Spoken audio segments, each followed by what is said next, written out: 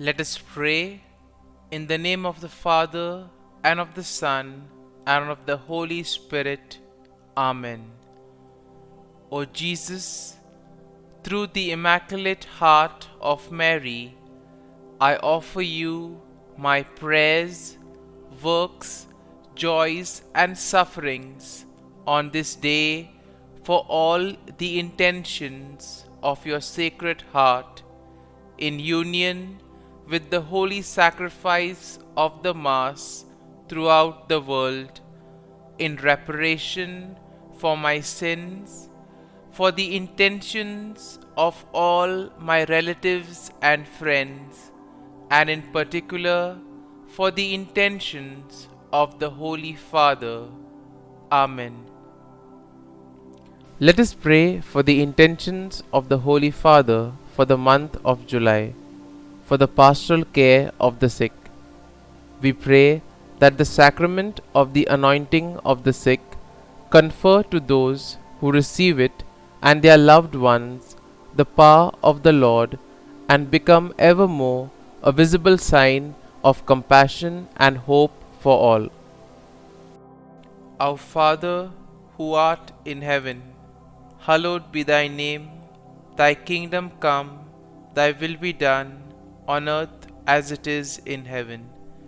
Give us this day our daily bread, and forgive us our trespasses, as we forgive those who trespass against us. And lead us not into temptation, but deliver us from evil. Amen. Hail Mary, full of grace, the Lord is with you. Blessed are you amongst women, and blessed is the fruit of thy womb, Jesus.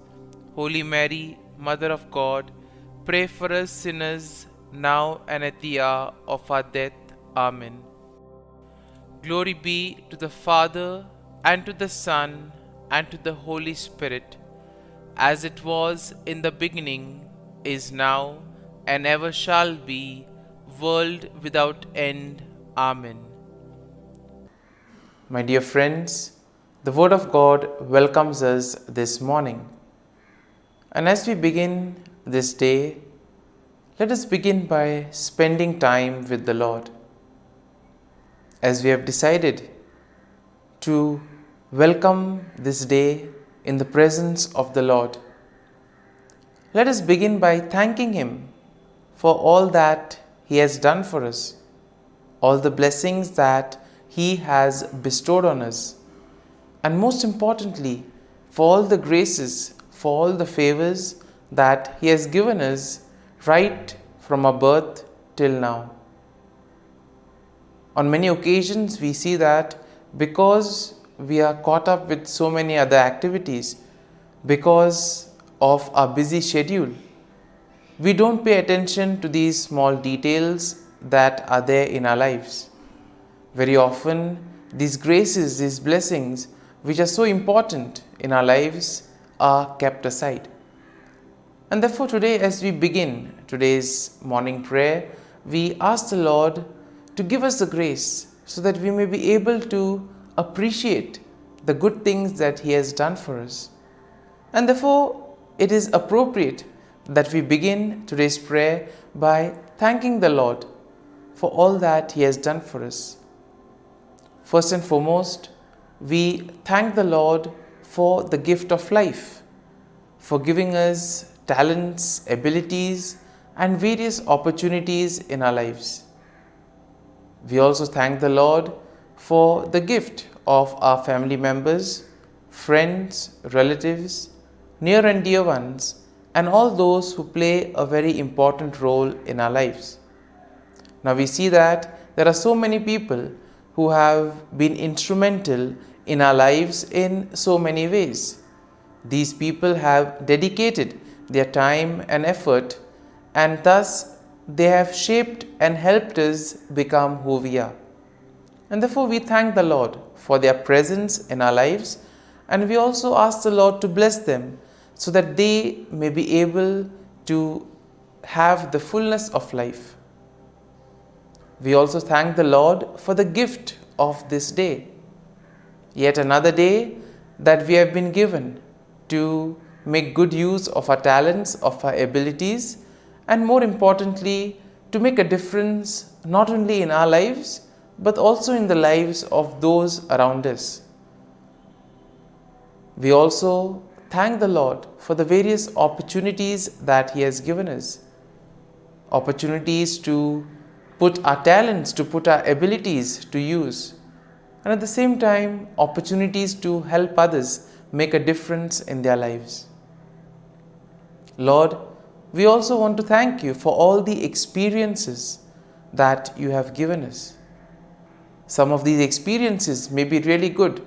We may want to cherish these experiences, but there may be other experiences which may be bitter, which may be harsh. Nonetheless, these bitter experiences may have taught us a lot in life.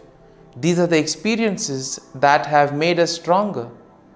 And therefore, Lord, we thank You for giving us these experiences, for making us better individuals, for making us stronger, and thus for preparing us to face the challenges in life. And therefore, my dear friends, as we participate in this morning prayer, let us ask the Lord for this grace that we may be able to radiate His presence to the world around us, that we may be able to become messengers of peace, joy, and love, spreading His message of goodness, spreading His message of peace and love to the world around us. And therefore, let us ask the Lord to accompany us in whatever we do today, so that every action, every word may radiate His love, peace, and joy. My dear friends, let us now reflect and meditate on Psalm 59. As usual, we shall take a look at the general overview of the psalm, and then we shall take a look at the psalm in detail. Now, when we look at Psalm 59, we see that the psalm is a psalm of lament that is attributed to David. And this was probably written during a time when Saul had sent men to watch David's house in order to kill him. And therefore, the psalm can be divided into 4 main sections. First, we see that a plea for deliverance from enemies. David's plea to be delivered from his enemies, which we will find in verses 1 to 5. In the second part, we see a description of wickedness and violence of the enemies, and this we can see in verses 6 to 7. Then in verses 8 to 10, we have a declaration of trust in God's protection. And finally, in verses 11 to 17, we see a song of praise and confidence of God's deliverance. Confidence that God will deliver him from all his enemies. And therefore, overall, when we take a look at the psalm, we see that Psalm 59 will reflect David's plea for deliverance from his enemies and his trust in God's protection. The psalm also acknowledges the wickedness and violence of the enemies, and at the same time, it will also emphasize the faithfulness and the strength of God. Now, the psalm serves as a reminder of the importance of seeking refuge in God during the time of trouble, and therefore expressing trust that God will deliver His people from all difficulties in life. And therefore, the psalm will conclude with a song of praise, highlighting the confidence and gratitude that come from placing one's trust and faith in the Lord.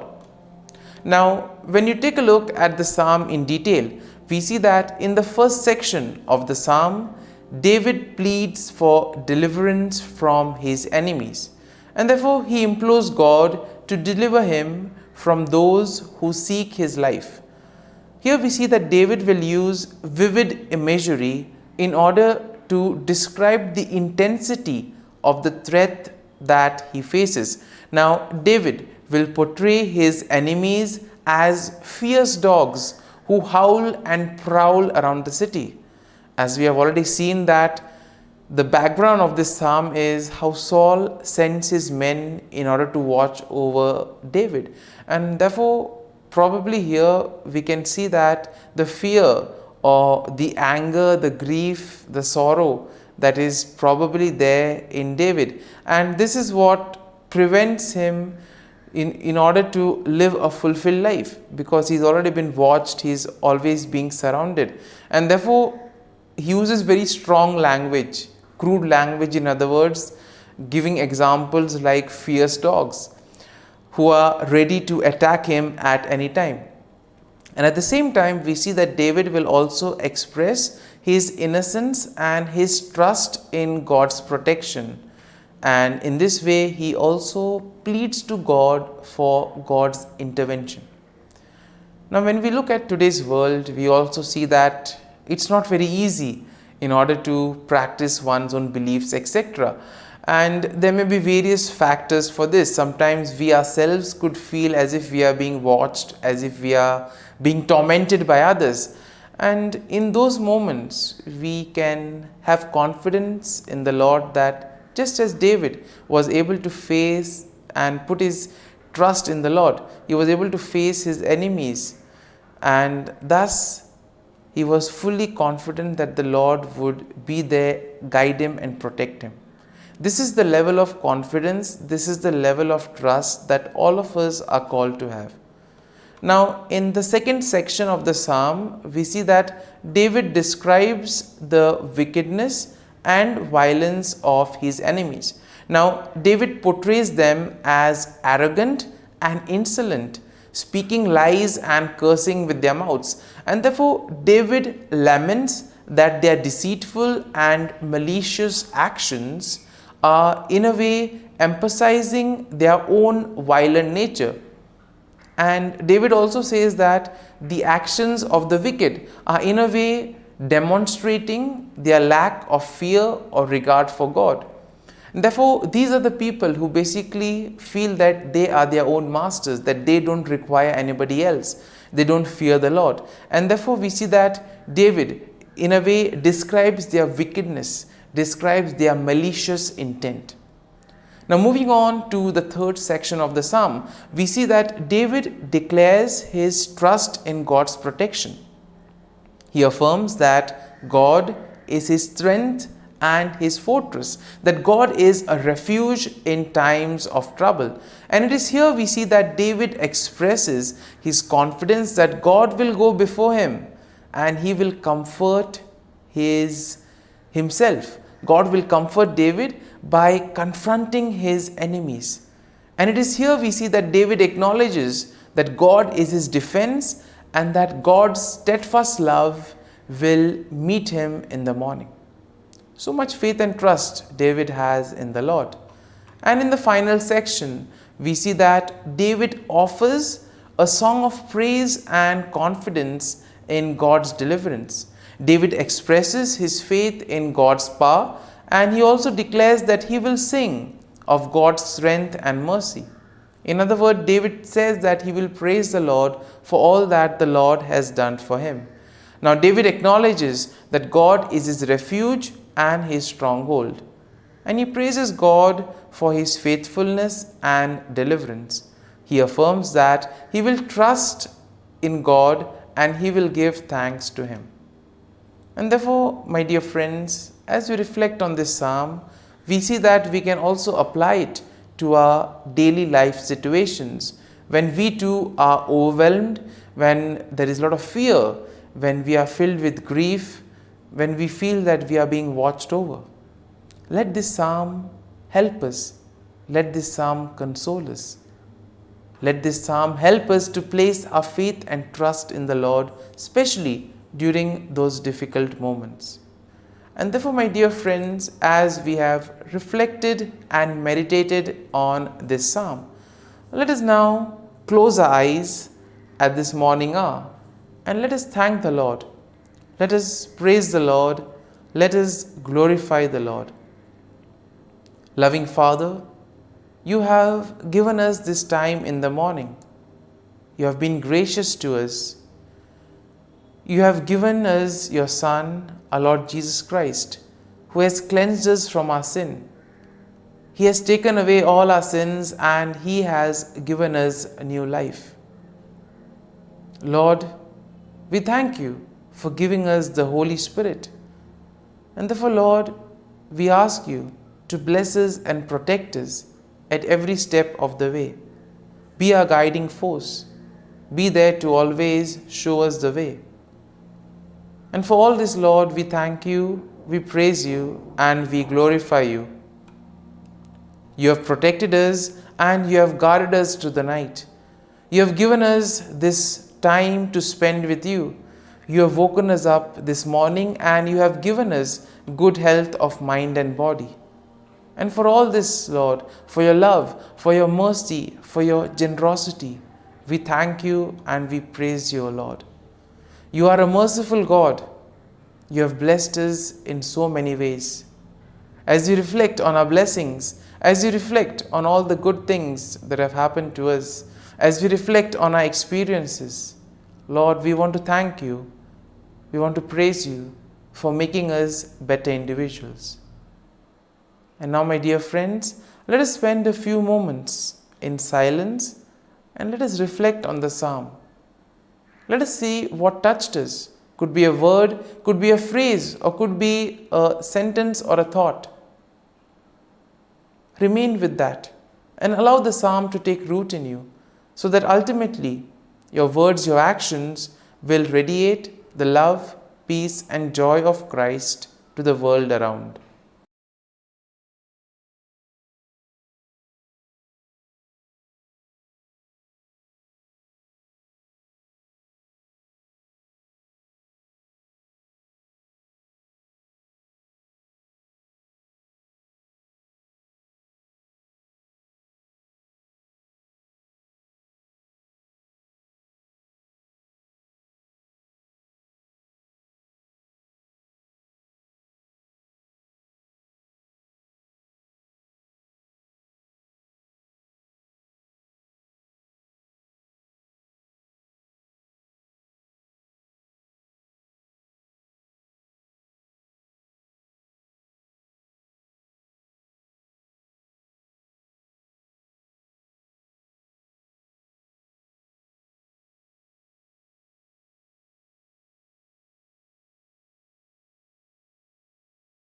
Prayer to Saint Michael the Archangel for protection.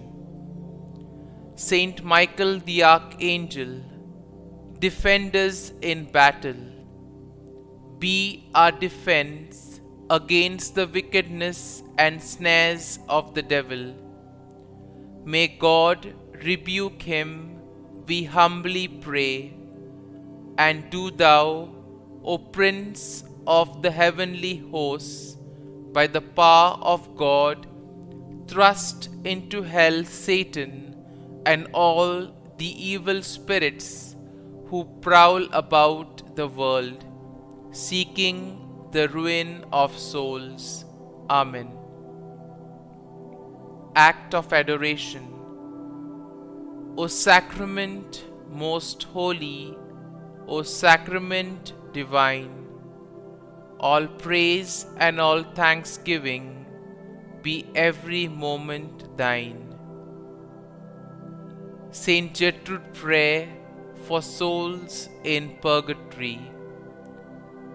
Eternal Father, I offer Thee the most precious blood of Thy divine Son, Jesus, in union with the masses said throughout the world today, for all the holy souls in purgatory, for sinners everywhere, for sinners in the universal church, those in my own home and within my family. Amen. May the divine assistance remain always with us, and may the souls of the faithful departed through the mercy of God rest in peace. Amen. Glory be to the Father, and to the Son, and to the Holy Spirit, as it was in the beginning, is now, and ever shall be, world without end. Amen.